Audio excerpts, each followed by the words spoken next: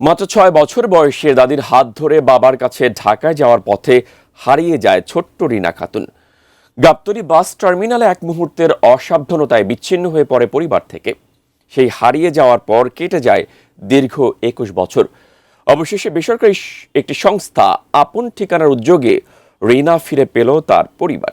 তাই আনন্দ অশ্রুতে তৈরি হয় এক আবেগঘন পরিবেশের।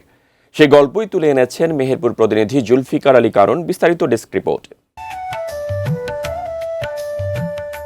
দীর্ঘ ২১ বছর ধরে প্রতিটি দিন, প্রতিটি ঈদ আর প্রতিটি উৎসবে মেয়ের অপেক্ষায় ছিলেন বাবা মা। হারানো মেয়েকে একবার বুকে জড়িয়ে ধরার স্বপ্নই ছিল তাদের একমাত্র প্রার্থনা। অবশেষে সেই স্বপ্ন পূরণ হলো। বাড়ির উঠোনে পা রাখতেই আবেগ ধরে রাখতে পারেননি কেউ। বাবা মায়ের ভালোবাসায় মেয়ের অশ্রু যেন মুহূর্তেই হারিয়ে গেল ২ দশকের সব বেদনা।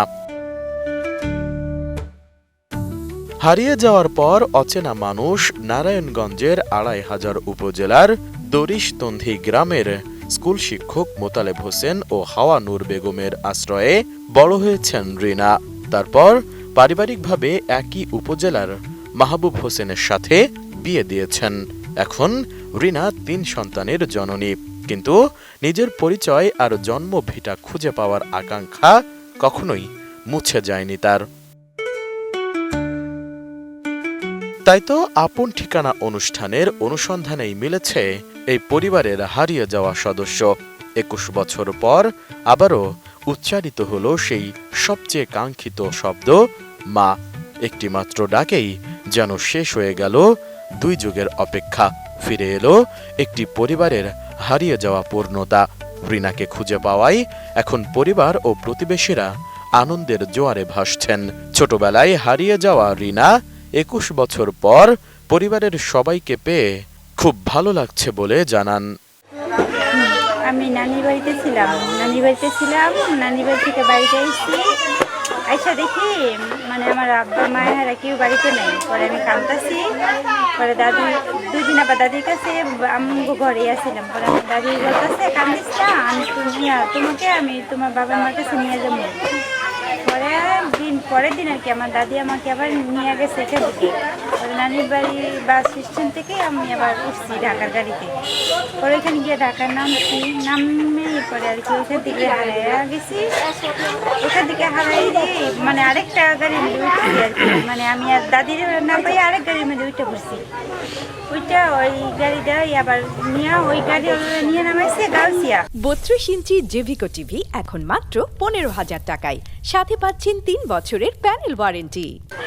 গাউসিয়া ওইখানে আবার হেল্পারটা যে উনি আবার বলছে যে তুমি এখানে দাঁড়াও, আমি গাড়িটা সাইড করে রেখে আসতেছি। কিন্তু আমি আর দাঁড়াইনি। আমি না দাঁড়াই আবার হাঁটতে অন্যদিকে গেছি কানতে অন্যদিকে যাওয়ার পরে যেখানে আমাদের পাইছে ওইখানে গেছি। পরে রাস্তায় দাঁড়ায় কান্তাছি। পরে আমাদের এখানে একটা খালা আছে, ওই খালাই আমাকে বলতেছে তুমি কান্তাছো কি লিখে। পরে আমি বলছি যে আমি আমার বাবা মার কাছে দাদির সাথে আসছিলাম, এখন আমি ওদেরকে পাইতেছি না, এটার লেগে কাঁদতেছি।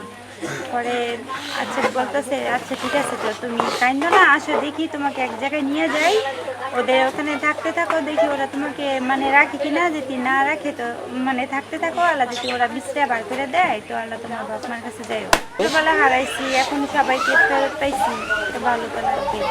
রিনার স্বামী মাহবুব হোসেন জানান, ছেলে মেয়ে তাদের নানা নানি আর খালা পেয়েছে, আর তিনি পেয়েছেন শ্বশুর শাশুড়ি।